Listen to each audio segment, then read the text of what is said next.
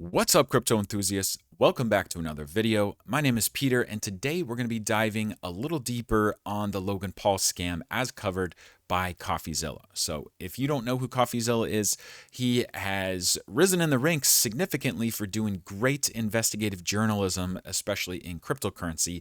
And he just did a 3-part series covering the Logan Paul scam, where he made a zoo token. And I'm not going to even get into it. I just want to focus on one specific aspect, which was the creation of the liquidity pool, because these are how a lot of people get you this way, but with a creation of the liquidity pool. So I think it's really important for us to understand how it worked, and we're going to dive deeper into that today. So for context, first of all, we are going to listen to a 2-minute clip in case you haven't seen this before. They're talking about the SEC and how they can't actually have a token sale. They can't do an ICO because that is illegal in the US. So instead of doing an ICO, what they do instead is what a lot of people do, which is creating a liquidity pool on Uniswap.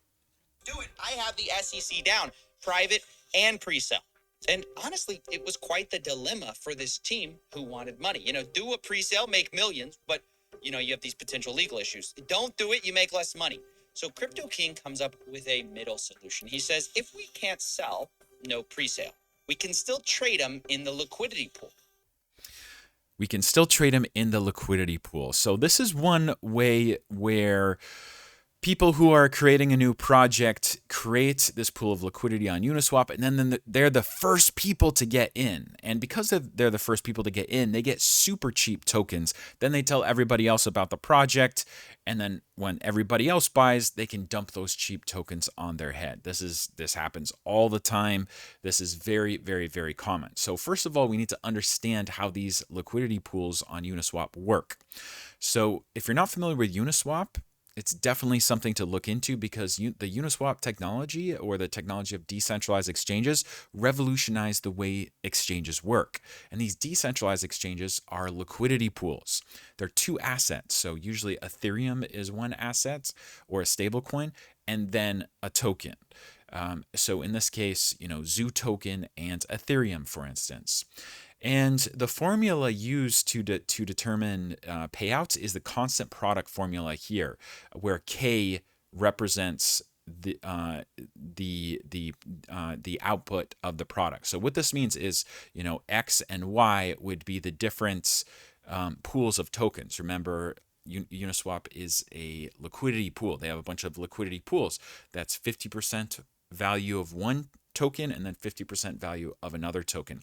But since the K is constant, here's what that means. What that means is, let's say you have a small pool of liquidity. Maybe it's only $10,000 or less than $100,000. If you buy thousands of dollars of either the token representing X or the token representing Y, then you're going to increase the price, and you're going to also get a large portion of those tokens. So here's what people do. They just create the liquidity, just make a few $1,000s, and then they're the first people to buy it, and then they go promote their project. A bunch of other people buy it. Little do they know, those other people are now paying much higher prices because of the way that the pools work. The price will just keep on going up exponentially if you're talking about a small pool of liquidity, because when you put thousands of dollars in a small pool of liquidity, it stretches the liquidity, meaning it drives the price of the token up, but not for the people who bought it first. The people who bought it first get a significant chunk. And this is the start of a new disaster, which takes a bit of explaining. Now, just so we're clear, a pre-sale is where you sell investors coins, usually at a discount, before you've launched. And then when you launch, you give them those coins. Now, like I said, the team didn't want to do that. So what they did instead was they bought the tokens on the open market right after launch. But they tried to get clever with it, because they didn't actually announce that they were launching this coin at all. They stealth launched it on June 11th and didn't announce this token through Logan until August 18th. Meaning they had all that time to silently buy up as much of the supply at a steep discount as they wanted. And the idea here was that doing this, the team could get these tokens extremely cheaply, which is kind of like a pre-sale, but without all the SEC troubles. And Crypto King makes this clear on June 7th when he says, quote, launch of the liquidity pool is where huge money will be made because you get in cheaper. And then says, we, the team, begin buying out the liquidity pool. Once the team has exhausted funds for the liquidity pool buying, we send the contract address to friends, family, investors who want to be able to get in. So obviously the plan is we buy first, then we give it to our close friends and family, and then maybe the public eventually, right? And even the day before, Crypto King reminds everyone, quote, Zoo Day is tomorrow. I highly recommend everyone get a few hundred to a few $1,000s in Zoo when it goes live. It will likely 10 to 1,000x. So that was their plan. Rather than doing a pre-sale, they were going to do this stealth launch and hopefully get tokens cheaply the same way, but without all the legal troubles. Or at least that was the plan. All right, we'll go ahead and stop it there. So you see, I love the way Coffeezilla explained it. He did such a good job. And but what I think we need to really dive deep on that it's not just that they got tokens cheaper, but it's the fact that the liquidity pool that they started was small, because this is a super common thing. This happens all the time. This has happened thousands and thousands of times, and you need to be able to understand how you can protect yourself against that. And the only way to protect yourself against that is by having large liquidity, because if there's a project that starts with small liquidity, you don't know who has got in cheap. And those first people that got in cheap are now holding large bags that they can dump on your head. But if you start a liquidity pool that has tens of millions of dollars right from the get-go, well, then you don't have to worry about this thing happening, because you're not going to get in cheap. Like, there's already massive liquidity. So if you buy a few $1,000s, it's not going to move the price that much. It's not going to matter. It's more transparent. So that's where I want to talk about my token that we launched in 2020, because we did it in a very unique way.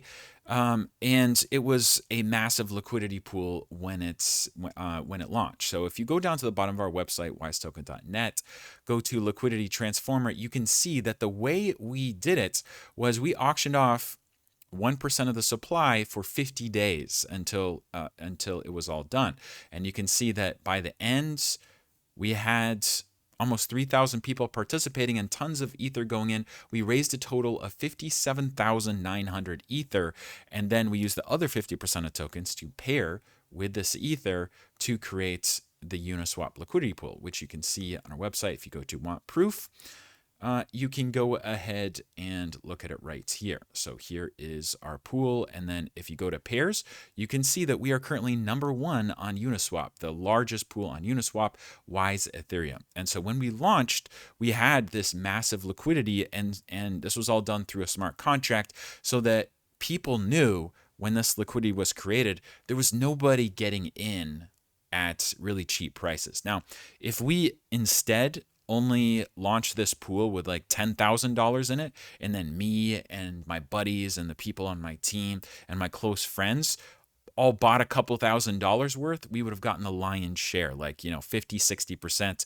of the entire supply. And then if I'd done that and then told people about it, then this would be just your average pump and dump token. People would get in, the token would go up, thousands of X.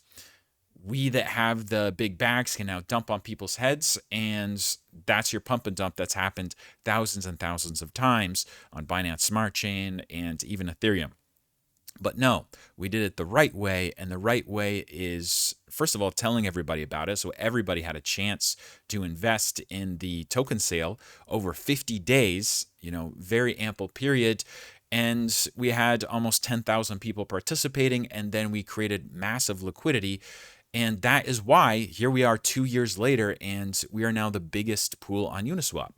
It wasn't something that, just fizzled into zero because it was just a scammy pump and dump. No, there's true value there, and there's sustainability because we started with big liquidity. So that's what I want the takeaway to be from this whole thing. You should ask projects if how much liquidity are they going to put on Uniswap if they have a token with their project, and you should hold them to creating large liquidity through this method.